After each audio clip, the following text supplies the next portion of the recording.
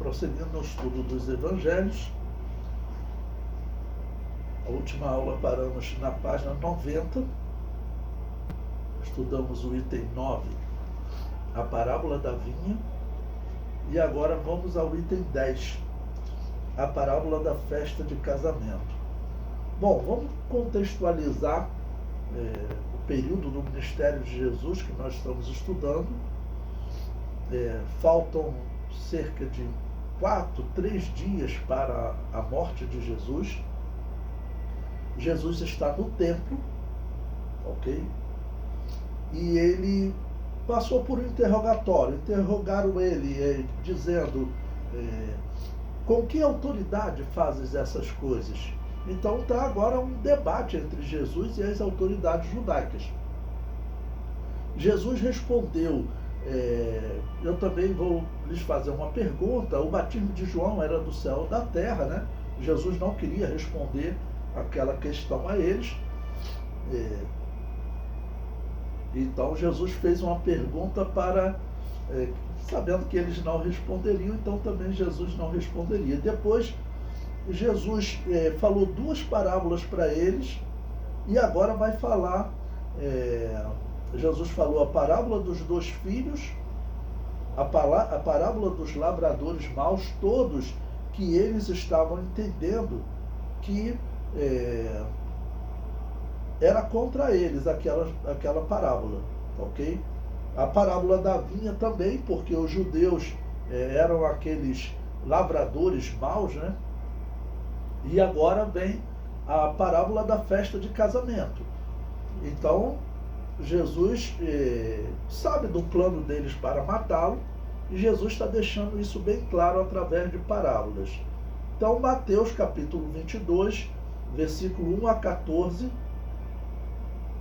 diz o seguinte: Então Jesus, tomando a palavra, tornou a falar-lhes em parábolas, dizendo: O reino dos céus é semelhante a um certo rei que celebrou as bodas de seu filho e enviou os seus servos a chamar os convidados para as bodas, e estes não quiseram vir. Então, mantenha a sua Bíblia aberta também para nós fazermos essa leitura juntos, né?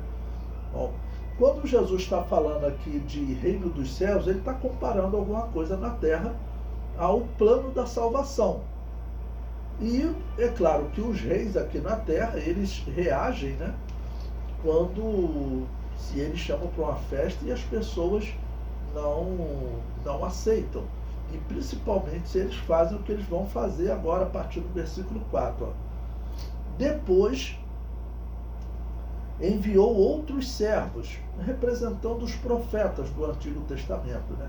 Dizendo: Dizei aos convidados, eis que tenho o meu jantar preparado, os meus bois e cevados já mortos, e tudo já pronto. Vinde às bodas.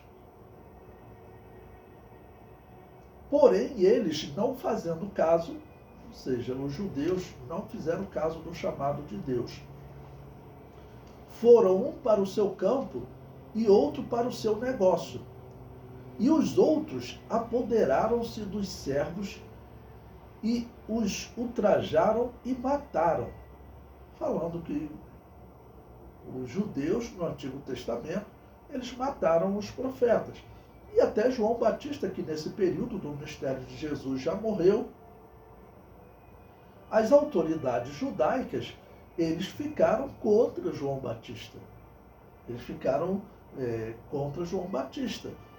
Essa é provavelmente a razão de João Batista estar pregando no deserto e não está pregando no templo, não está exercendo o seu ministério no templo. O versículo 7. E o rei, tendo notícias disso, estamos lendo Mateus capítulo 22, versículo 7, a página 90, né? Referente à página 90, a parábola da festa de casamento. Mateus 22, 7. E o rei, tendo notícias disso, encolerizou-se e, enviando os seus exércitos, destruiu aqueles homicidas e incendiou a sua cidade. Bom, isso é o que os reis fazem aqui na terra, né? O que Deus vai fazer, a punição de Deus, é permitir que os israelitas sejam destruídos, no caso pelos romanos, né? Que é isso que vai acontecer. Sua cidade será incendiada pelos romanos. Então, como os próprios judeus acreditavam, tudo que acontecia com eles era permissão de Deus. Nada aconteceria sem permissão de Deus. Não tem como o inimigo, tá bom, fazer algo que Deus não permita. Então, de uma forma indireta, Deus destrói, eles dizem. Como no caso de Jó, que os servos de Jó falaram, fogo de Deus desceu do céu. Mas nós sabemos que o fogo não veio de Deus. O fogo foi permitido por Deus. A doença em Jó, todas aquelas coisas aconteceram com permissão de Deus. Pois bem, ainda continuando lendo, Mateus capítulo 22, agora versículo 8. Então disse aos servos: as bodas, na verdade, estão preparadas, mas os convidados não eram dignos. Lembre-se o que eu falei para vocês, nas parábolas anteriores, principalmente a parábola dos lavradores maus, ou a parábola da vinha, como é chamada, né? Os próprios judeus, as autoridades judaicas, eles concluíram que Jesus estava falando deles. E aí agora Jesus vem com essa terceira parábola nesse diálogo no templo com as autoridades judaicas. Então ele diz, os convidados não eram dignos. Então ele está dizendo para aquelas autoridades, vocês não são dignos. Por quê? Porque eles não seguiam, na verdade, a palavra como estava no Antigo Testamento.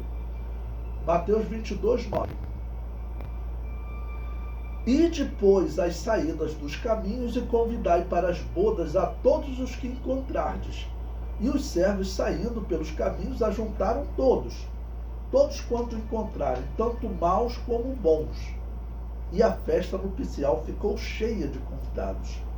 E o rei, entrando para ver os convidados, viu ali um homem que não estava trajado de veste nupcial. Preste atenção nesse texto.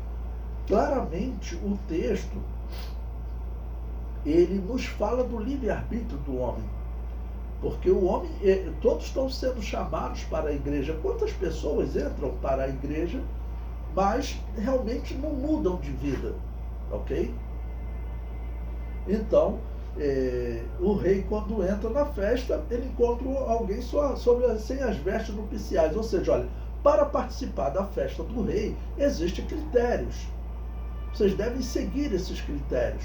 Teve um homem que ele quis participar da festa, mas não quis seguir os critérios. Realmente, você vai para uma festa com uma autoridade, você tem uma roupa que você vai utilizar de acordo com aquele momento, com aquele lugar. Né? E no versículo 12, o rei pergunta, disse-lhe, amigo, como entraste aqui não tendo veste nupcial? E ele umedeceu. Quando ele chama de amigo, quem é que me lembra? Me lembro de Judas. Né? E Jesus chama de amigo, mas que Judas era alguém que tinha entrado nessas bodas. As bodas estão representando o reino de Deus hoje. Não podemos confundir como alguns que acreditam que falam do reino de Deus, as bodas do Cordeiro. Não é as bodas do Cordeiro. As bodas, um casamento aqui na terra, que está ilustrando o reino de Deus aqui na terra. Bom, ele emudeceu, tá bom? Podemos dizer que seria como alguém que entrou como um joio no meio do trigo. No versículo 13, disse então o rei aos servos, amarrai-o de pés e mãos e levai-o e lançai-o nas trevas exteriores. Ali haverá pranto e ranger de dentes, porque muitos são chamados, mas poucos escolhidos. Ou seja, Deus chama as pessoas, mas você chegando aqui na igreja, é claro que você deve mudar de vida, porque vai chegar o momento da escolha para a igreja, no caso, o arrebatamento da igreja. Então existe um momento de escolha, e essa escolha que você vai, pela qual você vai passar, uma seleção, vamos assim chamar, são aquelas pessoas que se revestiram. Vestes, ela é usada na Bíblia para representar o interior do homem. Não estamos falando aqui de costumes, mas quando a Bíblia fala que as nossas justiças são como trapos de imundícia, está representando o nosso interior. O homem, ele é pecador, tá bom? E quando está falando de vestes, seguindo o critério da festa, significa nós praticarmos novas obras, ok? Como novas criaturas. E como está contando a ilustração de uma festa, vocês sabem que em Israel era uma região meio desértica e que à noite normalmente esfriava. Então as pessoas, quando eram convidados para uma festa, eles iam para dentro da casa, né, onde tinha luz. Não havia luz na rua, tá bom? Ou nos caminhos. Então eles estavam dentro da casa. Dentro da casa precisava de um critério. Não quer seguir o critério, você vai ser lançado nas trevas exteriores, ou seja, o lado de fora da casa, o exterior da casa, é um local onde as pessoas ficavam na escuridão. E havia pranto e ranger de dentes, por quê? Porque ali era frio. Agora, é claro que isso está simbolizando o quê? Está simbolizando o momento de um juízo final, em que as pessoas e aí serão lançados no inferno, onde haverá pranto e ranger de dentes, né? No livro eu coloco aí 3 lições para essa parábola. Os judeus foram os primeiros a serem convidados, mas rejeitaram. Que é esse reino de Deus que nós estamos vivendo hoje, né? Os gentios foram convidados e aceitaram. A salvação foi pregada primeiro aos judeus, porque eram os descendentes de Abraão. Deus tinha um compromisso com Abraão e Deus anunciou primeiro aos gentios, tá bom? Mas eles não aceitaram, os judeus não aceitaram, os gentios aceitaram. E a terceira lição: não basta aceitar, é preciso vestir-se do reino de Deus. Por que eu coloquei entre aspas vestir-se? Porque vestir-se significa a mudança interior. Como eu disse, as nossas vestes, elas de uma certa maneira representam o nosso interior. Pode até haver alguém que viva numa situação de calamidade financeira, mas que ande com roupas, né, com tênis de marca e todas as roupas de marca, mas o normal é a pessoa simples anda com uma roupa simples. O mendigo vai andar com a roupa rasgada.